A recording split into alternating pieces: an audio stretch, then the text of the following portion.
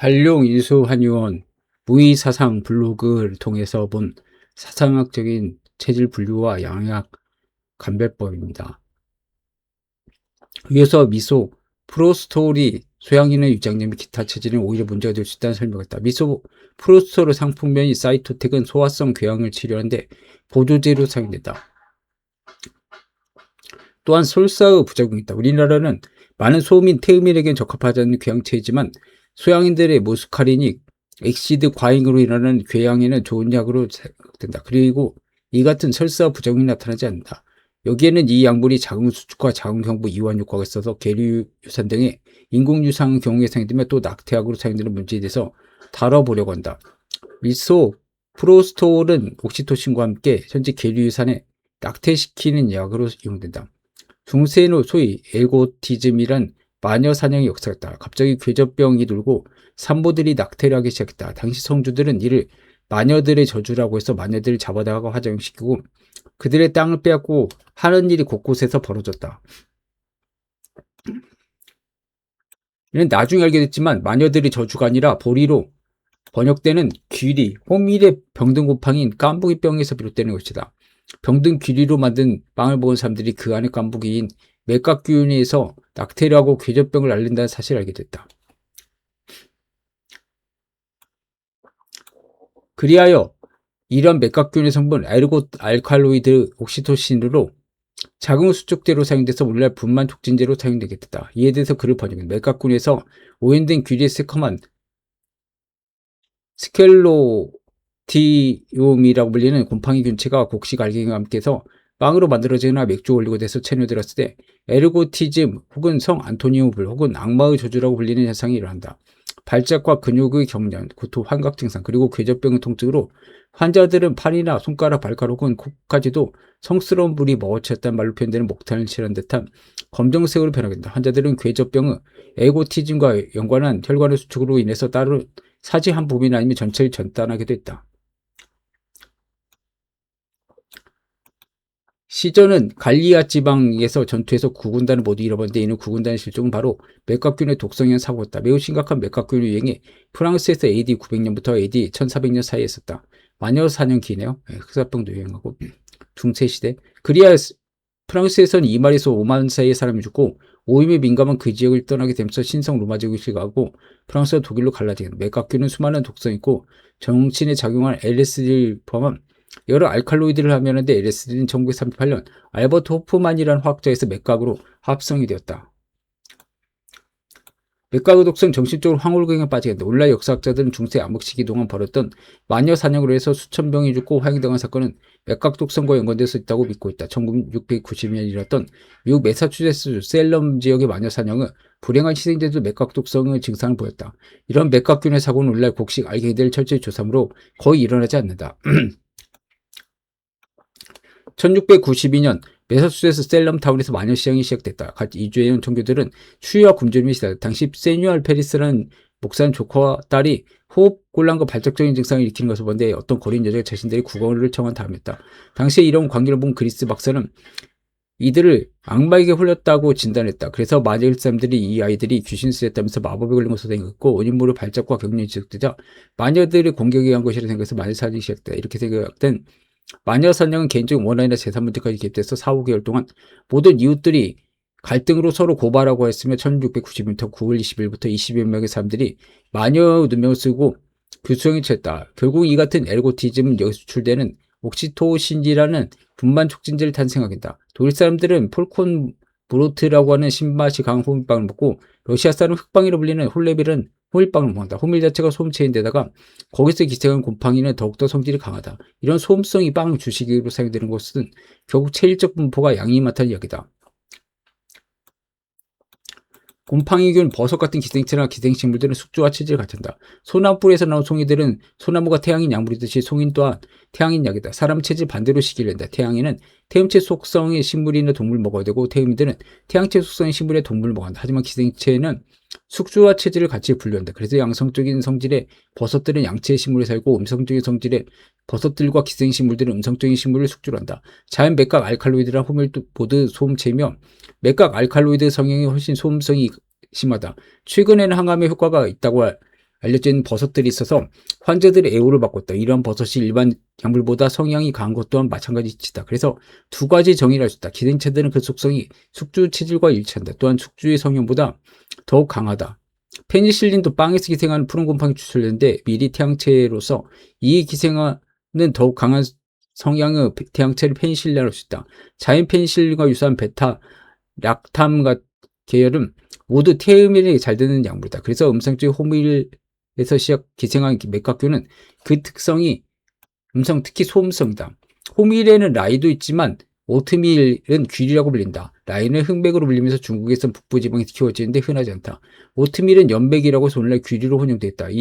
또한 이 연맥과 유사한 작용은 참새귀리가 있어서 비슷한 성질을 지니고 있는데 역사에 많이 등장한다. 여기서 오트밀은 호밀과 성질이 다르게 태음인 음식이고 호밀은 소양인 식품인데 외국인 번역에서 이 둘이 혼용돼 쓰이고 있으며 이 점을 잘 살펴보기 바란다. 그리고 연맥 귀리와 장맥인 참새귀리는 성질이 다르다. 장맥 역시 소양인 것으로 봐야 된다.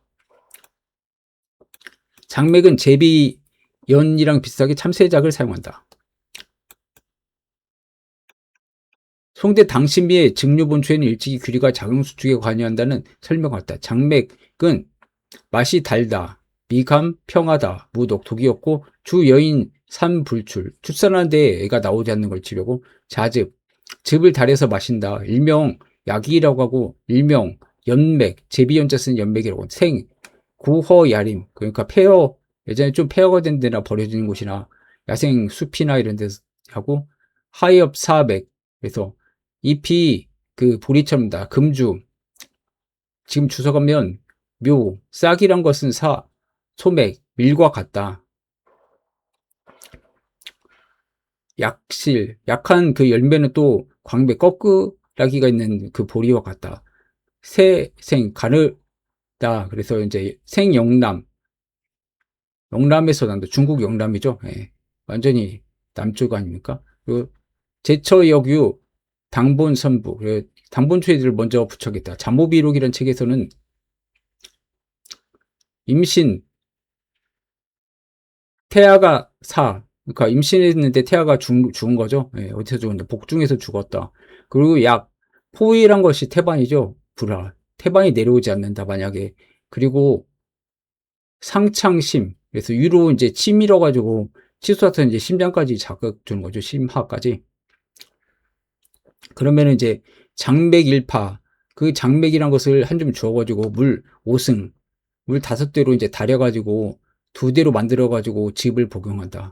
그렇죠? 본초연이 말하길 장맥이란 건 금유지, 그것을 연맥이라고 한다. 그 싹은 여맥과 동일하다. 그래서 보리와 동일하다. 단, 이삭이란 것은 세장, 가늘고 길다. 또 이제 청글다. 네. 참새귀리와 호밀로 부리는 것은 오트밀을 혼용해서 사용하고 있다. 장맥이 처음으로 사용된 것은 당대 손사막 선생이 치아 잇몸 치료에 장맥초를 사용한 것으로 본다. 당시 손사막 선생께서는 사용했던 장맥초는 어려서부터 늙어서까지 이가 썩어서 충치가 오랫동안 낫지 않은 데 사용했는데 장맥초를 고우엽에다가 사용했다. 고우엽은 표주박이다. 여기서 손사막 선생이 사용한 장맥초는 역시 귀리의 일종이다. 속이 보로머스이나로서 호밀과 같은 속이다. 그래서 충치 같은 거죠. 충치 여기 있죠. 정년, 오랜 해가 돼가지고 불차, 낫지 않은 것. 종소, 그 소년 시절부터 지노, 늙었을 때까지 이르기까지 쓴 처방이다. 장맥초는 일명, 두노초로서 오모초랑 유사하다. 그리고 이제 그 표주박이랑 잎이 유사하고 40매가 있고, 깨끗이 씻어가지고 이제 하룻밤 묵힌다. 노출해가지고. 이건 읽겠습니다. 이미 당송시대부터 호밀이 자궁수축에 관여해서 난산이나 사태를 나오게 하는 데 사용하는 것은 대단한 관찰이다. 우리가 고전을 낼 때 두 가지 측면에서 다룬다. 한의학적인 이론이긴 하지만 역사적 사로서 가치도 봐야 난산이나 사태, 죽은 태아죠. 예. 호밀을 한 줌 달여서 먹었더니 분만이 촉진됐다는 것은 누군가 이를 사용해서 이러한 효과를 본 것이고 되었기 때문이지 처방으로 고정이 된 것이다. 이런 귀리와 호밀로 보이는 장맥과 연맥 등이 명대 이 시즌 와서 한약 혼용되어 사용했다. 그래야 이 시즌 장맥을 연맥이라고 했는데 속이 같더라도 성품이 다른 식물이 있는 반면에 속이 다르더라도 성품이 같은 식물인데 당시 거의 유사한 효능을 인정했기 때문에 이를 혼용한 것으로 보인다. 이 사진은 장맥과 연맥을 같은 공유로 보았다. 또한 손사막 선생이 우보초와 같이 생긴 두노초를 장맥초라고 하는데 우성초 시진, 이 시진 선생이 차는 이것은 야맥이다. 연작, 연맥이나 장맥이가 소식. 그래서 제비나 참새가 먹는다. 그래서 이름을 이렇게 한 거고 일화자본초에서는 이것을 말해서 구맥이라고 했는데 이건 틀렸다.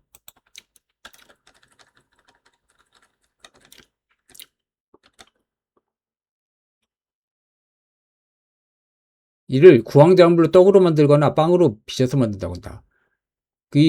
이것은 기미가 달고 평하다. 그리고 이제 독이 없다. 무동. 주치란 것은 충기. 배고픔을 이제 채워준다. 그리고 이제 활장. 장이 이제 매끄럽다는 거니까 설사에 쓰인 거죠. 이 시즌. 묘기. 싹의 기운이란 건 미가 달다. 그리고 평한 기운이고 독이 없고. 주로 여자의 출산하는 게 나오지 않는 거, 아기가 나오지 않는 것에 달인 즙을 이제 마시게 하면 마시게 한다. 소공이 이렇게 얘기했죠. 이런 음성적인 호리 규밀에 기생하는 맥각균이 당연히 자궁 수축 강형이 강한 것으로 추론할 수 있다. 이런 연맥에 대해서 독자들이 머리를 잠깐 식히기 위해서 연맥에 대한 당대의 시선인 200이 씨를 소개해 보겠다. 봄날 200이 홀로 앉아서 친구 정연영에게 보낸다. 규리가 푸르푸르 싹이 올라올 때 유랑객은 슬픔에 잠기래. 제 방의 연약한 버들은 울금처럼 노란 가지를 뻗으니 긴 버들까지 한번 흔들리면서 봄바람이 지나가네. 종일토록 헤매면서 머물 데가 없으니 난 하남에서 자네와 헤어진 지 오래네. 앉아서 창밖의 봄경치를 바라보며 어찌할 줄 모르는데 친구는 오라고 불러도 오지 않고 누가 더불어 새로 익은 신풍주를 마실까. 맥각이 임신과 관련해서 여러 가지 역할을 한다는 사실을 이미 잘 알렸다. 임신은 프로게스테론이나 호르몬에서 유지된다. 프로게스테론 사상적인 해석은 바로 태양 기운이다. 만물이 싹트고 자라오르는 성장의 기운이다. 사상의존재는 자연이 만물과 정확하게 사상학적으로 분류가 된다는 데다. 그리고 우주의 대칭성을 위해서 서로 합쳐서 즉 중의 상태가 된다는 것이다. 에스트로겐과 안드로겐이 대칭성을 이루면서 평이 유지하고 프로게스테론과 테스토스테론이 역시 대칭성을 이루고 있으며 각기 다른 힘으로 작용한다. 그런데 여기서 대칭성에도 다른 기량관계가 존재한다. 즉 경쟁적인 기량관계다. 원래 안드로겐은 화학적인 구조 변화를 통해서 에스트로겐으로 변한다. 이것을 촉진하는 것이 아로마테이즈라는 효소이다. 즉, 아로마테이즈는 음성적인 안드로겐을 양성적인 소양성 에스트로겐으로 변화시킨다. 소양기죠. 반대로 양성적인 에스트로겐은 5알파 리덕테이즈에서 안드로겐으로 변한다. 물질은 테스토스테론도 강해지는 거죠. 양에서 음으로, 음에서 양으로 변한다. 자연의 원리는 양을 빌어서 음을 돋고 음을 빌어서 양을 억제한다. 양인들이 음성적인 음식을 만든 것은 음성적 기질의 물질이 체내에 들어서 음의 공간의 양을 받아들이면서 자신을 양화돼서 대소변 혹은 간으로 배설되고 이 과정에서 체내의 과도한 양을 뺏어서 인체의 음양화평의 중으로 만든다. 반면 때로 음인들에게 양성적 물질이 들어서 분해 과정을 거치면서 물질 자체는 음으로 변해서 배설되고 물질 대수 속성인 양기를 인체에 전달해서 음인의 몸을 양호하게 만드는 것이다. 그래서 이 같은 안드로겐이 에스트로겐을 할 수 있고 에스트로겐이 안드로겐을 할 수 있는 이 기량관계를 나는 억제적인 기량관계라고 본다.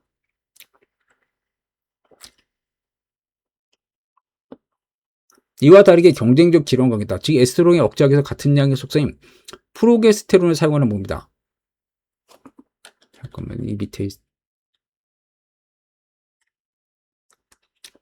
지금 에스트로겐이 지금 높아지다가 이제 루테나이진 피크가 되면서 이제 프로게스테론이 이제 증가하게 되는 거죠. 그래서 지금 배란기 전에 에스트로겐, 배란 후에는 프로게스테론이고 임신한 프로게스테론이 유지되는 거죠. 예. 이게 지금 둘이 경쟁적인 기량관계를 한 거죠.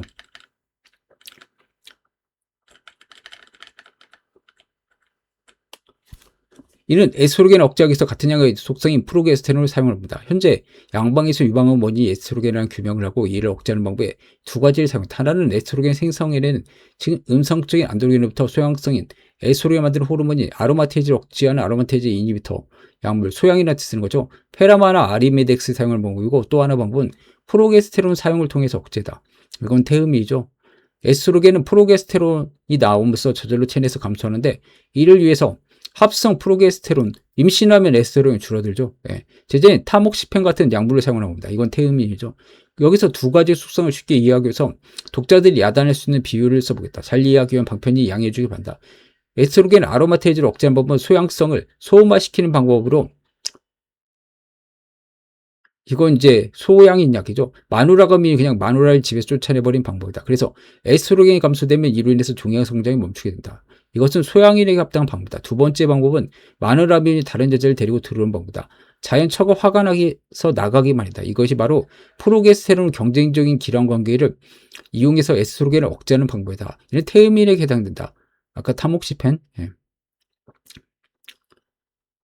에스트로겐 위치를 프로게스테론에 대체하는 방법이다. 하나는 화기를 수기로 대체하는 방법이고 소양이죠. 다른 하나는 화기를 목기로 대체하는 방법이다. 이건 이제 태음인.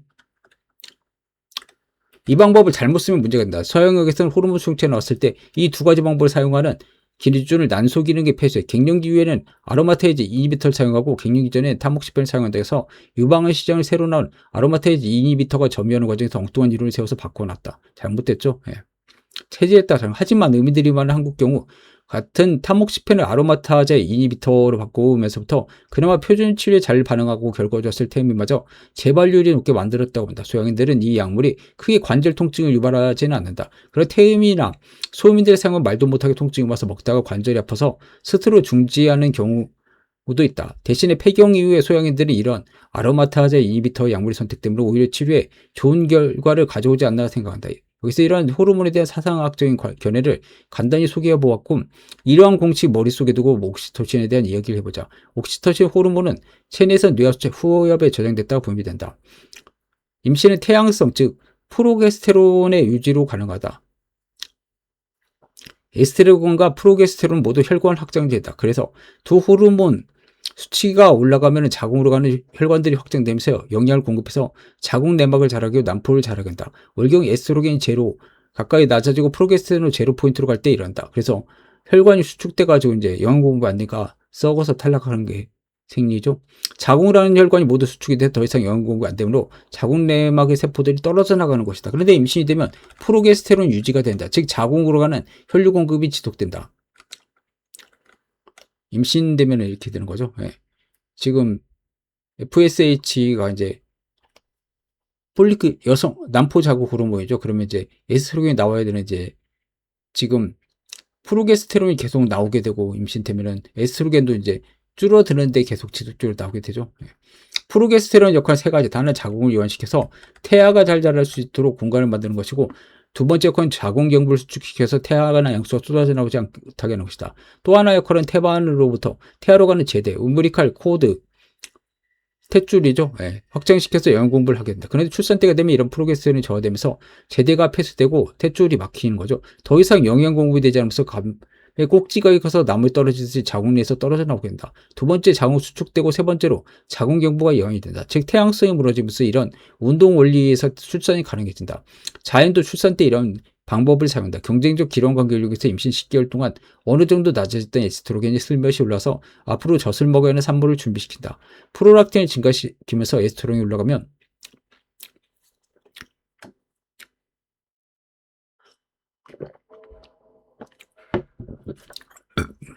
프로게스테론 저절로 내려가면서 자궁이 열리고 출산하게 된다. 난 개인적으로 임산부들에게 엽산을 못 먹게 한다.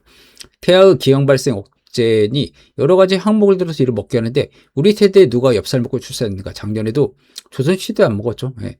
인공수정 시험관 아기 시도를 몇 번씩 하다가 실패한 분들은 우리 병원에서 자연 임신을 했는데 어쩌다 보는 불임 환자들이 모두 성공하였다. 그런데 내가 보니까 불임이나 계류유사는 원인 중 하나를 난 엽산으로 본다. 엽산은 에스트로겐이기다.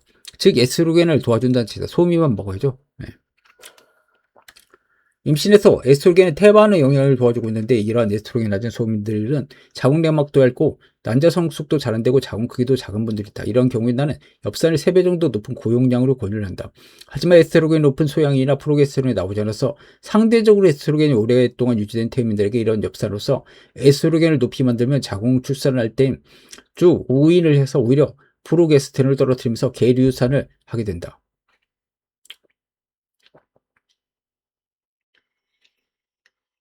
나는 이런 공치를 가지고 여러 가지 시도를 실패한 불임 환자들을 성공시켰는데 이는 정확한 이런 공식이 한 것이지 우연히 어떤 처방으로 가는 것은 아니다. 우리 병원에서는 어렵게 자연 임신을 성공한 분 중 한 분이 두 번째 임신을 하고 나서 내 말을 안 듣고 옆 사람을 지속적으로 복용했다. 이 병원을 다니는데 제일 큰 종합병원이라 당연 그곳 선생님 말을 듣고 그대로 따랐다. 양수검사도 기형에 대한 우려로 지속적으로 염산을 복용했다. 이분은 임신 32주에 출산하게 됐는데 아이가 식도폐쇄, 항문폐쇄, 심장에 구멍이 있는데 결국 사산을 했다.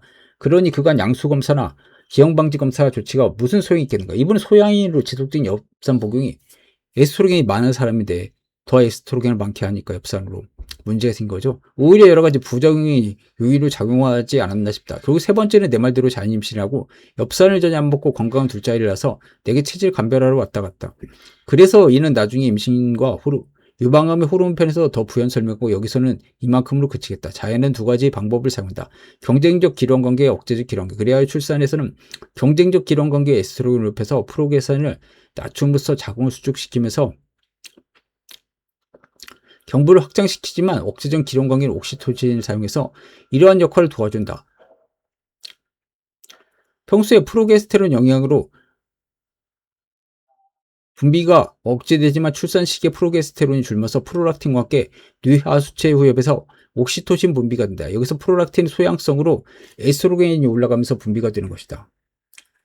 옥시토신은 사랑 호르몬이다. 성적인 대상과 결합하고 싶을 때 상승한다. 간내 시상하부에서 생산돼서 뇌하수체 후엽에 저장됐다가 분비되는 신경전달 물질이며 자궁 내 근육을 수축시킨다. 유선을 근섬유도 수축시켜 젖을 분비하게 하며 분반 촉진제로 사용된다. 옥시토신 자궁 수축을 통해서 출산에도 영향을 주지만 상대방에 대한 좋은 감정을 가지게 되면 뇌하수체에서 혈류로 옥시토신이 분비되면서 껴안고 싶은 충동과 성욕을 느끼게 한다. 사상에서 인체를 사초로 놨다. 폐가 장악하는 태양계가 비가 장악하는 소양계, 간이 장악하는 태양계가 신이 장악하는 소음계다. 태양계는 의식을 관장하고 소양계는 행동을 관장한다. 태음계는 관정을 장악하고 소음계는 감각을 장악한다. 음과 양으로 분화가 될 때 음중의 음은 촉각이며 소음을 의미한다. 가장 중탁한 물질계다. 음중의 양은 색성, 향미, 촉보, 향에 속하는 후각이다. 냄새는 있지만 촉지되지 않고 만져지지 않는다. 그렇다고 없는 것은 아니다. 눈에 보이지 않게 떠다니지만 아래로 깔리는 안개와 같다. 우리의 감정이 이미 이같이 태음계와 연관되어 있다. 눈치가 빨래 밥을 먹는단 말이다. 즉 코가 감정을 탐지한다면 눈은 행동을 감지한다. 소양성은 바로 이 행동성이다. 그리고 눈의 영활한 움직임에 의해서 근육에 힘이 주어지고 행동이 일어난다. 색성 향미 중에서 색의 세계다. 빛과 모양 행동은 조직의 세계다. 귀는 소리를 감지한다. 언어를 통해서 사유하고 의식의 세계로 들어간다. 원인과 결과를 규명하고 연관성을 이해하고 순수한 감정이나 감각이 지배받지 않는 순수 의식의 세계에 들어갈 때 냉철한 의식이 만들어진다. 이것이 태양의 세계이고 소리의 세계이다. 옥시토신은 바로 감각의 세계를 확장시켜서 접속성을 일으키게 하고 사랑을 일으키게 한다. 상대방을 손이라도 잡아보고 싶고 등이라도 두드려 주고 싶고 껴안고 싶은 소음성이 감각 세계를 확장시킨다. 감각은 부드러움과 거침, 따스함과 차가움을 느낀다. 그리고 감각의 세계로 에너지가 주입되면 즉 신장으로 혈류가 증가되면 성적인 자극이 일어난다. 그리고 무심했던 몸이 진동하기 시작했고 얼었던 물이 이제 녹기 시작한다. 감각의 접촉을 통해서 에너지를 얻어서 몸을 활력적으로 되기 시작한다. 음식에 맛을 느낌이 같은 에너지를 주는 것이고 담배를 빠는 것도 마찬가지다. 엄마 젖을 빠는 것도 똑같은 것이고 상대방을 끌어안고 보듬는 것도 모두 이런 에너지를 받아서 얼음을 녹이고 움직이게 하는 에너지의 첫 단계다. 이런 소음성이 충족되지 않으면 그 다음 에너지 상승을 기대할 수 있다. 하지만 이런 소음성 에너지는 낙정을 유발하고 춤을 유발하지 운동과 행동을 유발하지 않는다. 위에서 옥시토신과 소음 성향 그리고 접촉 후 에너지 등을 설명했다. 다음 3부에서 본론인 맥각 알칼로이드가 프로스타글란딘과 관계 그리고 태음성 감정적 에너지를 설명해 보겠다. 알겠습니다.